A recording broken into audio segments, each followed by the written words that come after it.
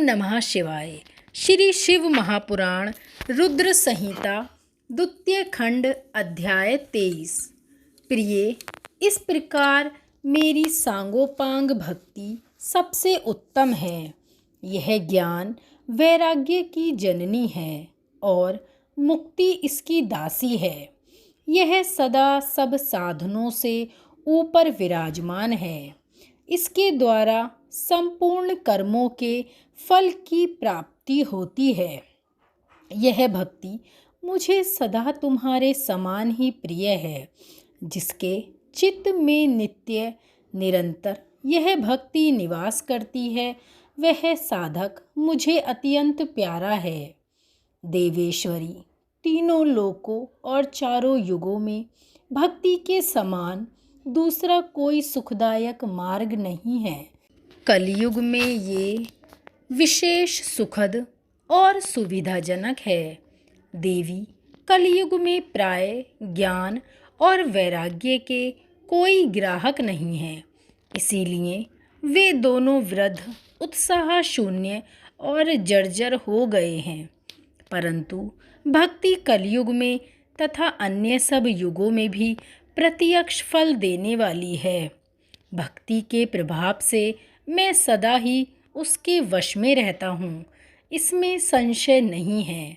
संसार में जो भक्तिमान पुरुष है, उसकी मैं सदा ही सहायता करता हूँ, उसके सारे विघ्नों को दूर हटाता हूँ।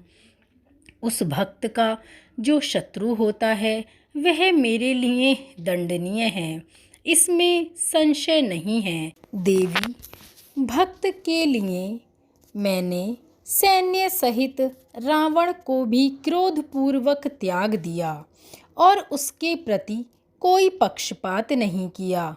सती, बहुत कहने से क्या लाभ।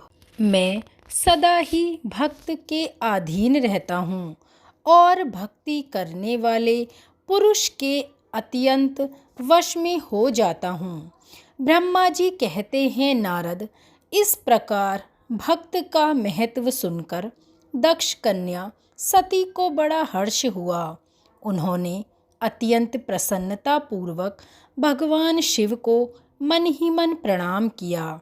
सती देवी ने पुनः भक्ति कांड विषयक शास्त्र के विषय में भक्ति पूर्वक पूछा। उन्होंने जिज्ञासा की कि जो लोक में सुखदायक तथा जीवों के उद्धार के साधनों का प्रतिपादक है, वह शास्त्र कौन सा है। उन्होंने यंत्र मंत्र शास्त्र, उसके महात्म्य तथा अन्य जीवोद्धारक धर्म में साधनों के विषय में विशेष रूप से जानने की इच्छा प्रकट की। सती के इस प्रश्न को सुनकर शंकर जी के मन में बड़ी प्रसन्नता हुई।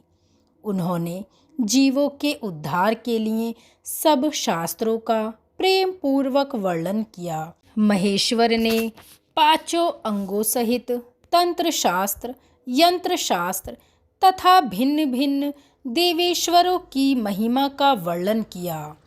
इतिहास कथा सहित उन देवताओं के भक्तों की महिमा का, वर्णाश्रम धर्मों का तथा राज धर्मों का भी निरूपण किया। पुत्र और स्त्री के धर्म की महिमा का, कभी नष्ट न होने वाले वर्णाश्रम धर्म का और जीवों को सुख देने वाले वैदिक शास्त्र तथा ज्योतिष शास्त्र का भी वर्णन किया। महेश्वर ने कृपा करके उत्तम सामुद्रिक शास्त्र का तथा और भी बहुत से शास्त्रों का वर्णन किया। इस प्रकार लोक उपकार करने के लिए सद्गुण संपन्न शरीर धारण करने वाले त्रिलोक सुखदायक और सर्वज्ञ सती शिव हिमालय के कैलाश शिखर पर तथा अन्य न्याय स्थानों में नाना प्रकार की लीलाएं करते थे।